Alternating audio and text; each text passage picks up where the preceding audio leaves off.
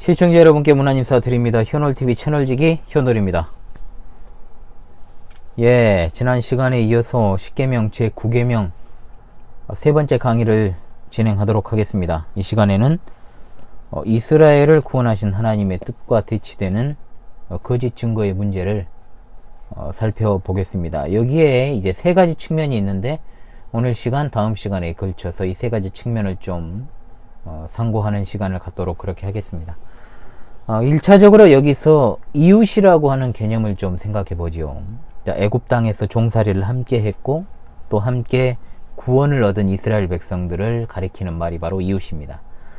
그러므로 9계명은 기본적으로 무엇보다 함께 구원에 참여한 이웃에 대하여 거짓 증거를 하지 말라는 계명이 되는 것이죠.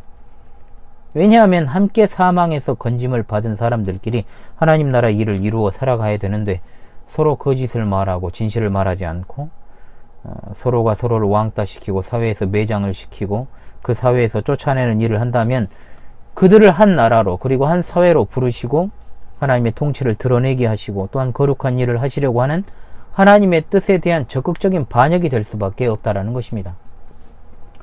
이스라엘 백성이 애굽에서 바로의 종으로 있을 동안에는 하나님의 다스리심과 통치하심의 그런 능력의 역사들이 제대로 드러날 수가 없습니다. 바로가 처음에 이스라엘 민족을 갖다가 탄압을 할 때 사용했던 정책이 민족 분열 정책이라 그랬죠.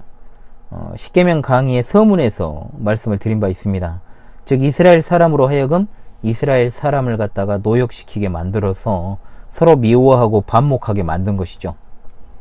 그러니까 이런 상황 가운데 놓여있던 히브리인들에게 모세가 동족들끼리 싸울 때 중재를 하지 않습니까? 그런데 싸움을 말리니까 무슨 말을 듣죠? 모세가 네가 애굽 사람을 죽인 같이 나도 죽이려냐고 이렇게 말을 했던 것입니다. 바로의 종으로 있을 때는 이 9계명의 뜻이 드러나기가 참으로 어려웠다라는 것입니다. 또한 바로는 나중에는 이스라엘 백성이 모세의 말을 더욱더 듣지 못하게 하려고 더 힘든 노역을 시켰습니다. 벽돌을 만들 때 짚을 주지 않고 벽돌을 굽게 만들었던 것이죠. 그래서 결국은 모든 비난의 화살과 그런 비판들이 모세에게 이제 쏟아지게 되었던 것입니다. 바로의 종으로 있었던 이스라엘 백성들에게 바로의 거짓과 속임수, 선동이 먹혀들었고 모세를 통한 하나님의 진리는 그들에게 먹혀들지를 않았습니다. 이런 상황 가운데 그들을 인도하시고 구원하신 하나님께서 서로가 서로에게 진실을 말하고 또 다른 사람의 이름을 존중하는 사회를 이루어 가도록 그런 측면에서 9계명을 주셨다라는 것을 여러분 기억해야 됩니다. 애굽 땅에서는 바로의 거짓과 속임수에 농락당했지만 너희들이 하나님께서 약속하신 땅에 들어가게 될 때에는 함께 구원을 얻은 너의 이웃에 대해서 거짓 증거하지 말라.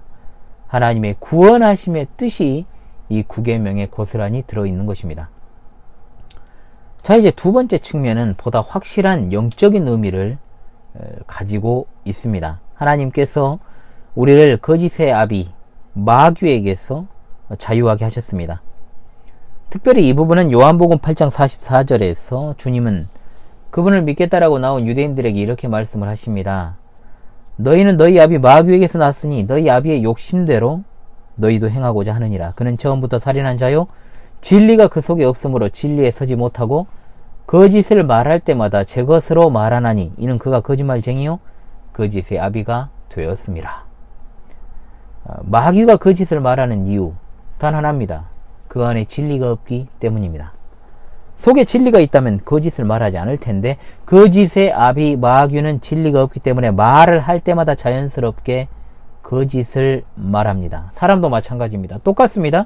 사람도 마음에 진리가 있으면 거짓을 말하지 않게 되는데 진리가 없으니까 농담 반, 진담 반 또는 거짓을 말하거나 섞어서 말하거나 의도적으로 거짓을 말하기도 합니다. 속에 진리가 없다면 벙어리가 아닌 이상 늘 거짓말을 입에 담고 있을 수밖에 없다라는 것이죠. 안타까운 것은 거짓말이나 이런 속임수, 즉 사기죠. 한국인들의 아주 고질적인 병폐라는 것에 있습니다. 이 부분은 나중에 또 다루도록 하겠습니다. 자신을 믿겠다고 나온 유대인들에게 이렇게 무서운 말씀을 예수님께서 하신 이유가 무엇일까요? 그들에게 앞서 8장 32절에서 이렇게 말씀을 하십니다. 진리를 알지니 진리가 너희를 자유롭게 하리라. 진리가 그들의 마음에 들어가면 거짓을 말하는 데서 벗어날 수 있지만 그들은 뭐라고 말했습니까? 우리가 아브라함의 후손이다. 우리는 다른 사람의 종이 된 적이 없다라고 말합니다. 진실입니까? 거짓입니까? 거짓입니다. 이 말을 하고 있는 중에도 그들은 로마 제국의 지배를 받고 있었고, 앞서 그들은 아시리아의 지배도 받았고, 바벨론의 지배도 받았고, 페르시아와 헬라 제국의 지배 아래도 있었습니다. 그런데 그들은 다른 사람의 종이 된 적이 없다라고 대놓고 거짓말하고 있습니다. 아브라함이 너희 조상이라고? 그리고 하나님이 너희 아버지라고? 아브라함이 너희 조상이라고 너희들은 분명히 말하고 있지만 왜 그렇다면 너희는 아브라함이 하는 일을 하지 않고 하나님이 너희 아버지라면 하나님이 보낸 나를 왜 죽이려 하느냐? 그것은 너희의 아버지가 하나님이 아니라 바로 누구이기 때문이다? 마귀이기 때문이다. 이렇게 말씀하신 겁니다. 진리로 자유롭게 되었다는 사람이 왜 거짓을 말합니까? 덧붙이지 않고 빼려고도 하지 않습니다. 헛된 명예를 추구할 일도 없습니다. 하나님 면전이라는 자세를 견지하기 때문에 다른 사람 앞에서도 자기를 굳이 과대 포장할 필요도 없고 숨기려 하지도 할 필요도 없고 또 자유롭게 살아갈 수가 있게 되는 것입니다. 이것이 바로 진정으로 참된 자유를 누리는 사람의 모습이 아니겠습니까? 이스라엘 백성이 바로의 종으로 살 때는 서로 간에 진실될 말을 못합니다. 모세의 말이 만약에 거짓말이라고 해도 그대로 따라갈 수밖에 없어요. 그리스도의 진리로 자유를 얻지 못한 자, 복음 안에 있지 않는 자가 다 그렇습니다. 다 그렇게 살아갈 수밖에 없어요. 어린아이는 어린아이대로, 어른은 어른대로, 권력 있는 자는 권력 있는 대로, 없이 사는 사람은 없이 사는 대로 거짓을 말하고 그 거짓의 종이 되어서 살아가는 법입니다. 거짓말을 하는 것에 빈부의 격차가 없고 나이에 많고 적음이 상관이 없다라는 것이죠. 거짓을 말하고 사는 사람의 마음에 자유가 있겠습니까? 여러분 진정한 평안이 있겠습니까? 그러나 주님은 마귀의 종이었던 우리를 구원하셨습니다. 우리를 구원하신 주님께서 우리에게 거짓을 말하지 말라고 명령하신다는 사실을 기억하시기 바랍니다. 자, 세 번째 측면입니다. 자, 바로 우리는 서로 지체이기 때문에 거짓을 말하지 않아야 됩니다. 에베소서 4장 25절의 말씀에 그런즉 거짓을 버리고 각각 그 이웃과 더불어 참된 것을 말하라. 이는 우리가 서로 지체가 됨이라. 아멘. 애굽 땅에서 구원받아 새로운 땅으로 인도함 받은 이스라엘 백성에게 이것이 요구되었습니다. 그렇다면 그리스도의 은혜로 말미암아 구원받은 지체들, 몸된 교회의 지체들이 신앙의 그 교회 안에서, 즉 신약 교회 안에서 서로 거짓을 말하면 안 되는 것이죠. 거짓의 아비에게서 해방시켜준 사람들이 모여있는 곳이 어디입니까? 교회입니다. 그 안에서 그런데 거짓을 말하고 서로를 이간질하는 것은 거짓의 아비에게서 배웠던 방식대로 살아가는 것과 똑같습니다. 이 세상의 특징을 한마디로 말한다면 무엇일까요? 속고 속이는 세상입니다. 세상에 나가서도 우리가 거짓을 말하면 안 되지만 특별히 함께 교회에 들어와서 그리스도의 한 몸 된 지체로서 서로 거짓을 한다, 거짓말을 한다라는 것은 엄청나게 심각한 죄라는 것을 여러분 알아야 됩니다. 거짓을 말할 것 같은 유혹을 받을 때 차라리 입을 다무는 게 낫습니다. 다무는 게 나아요. 그래서 교회 안에서 여러분 제일 거짓말하기 좋은 사람이 누굴까요?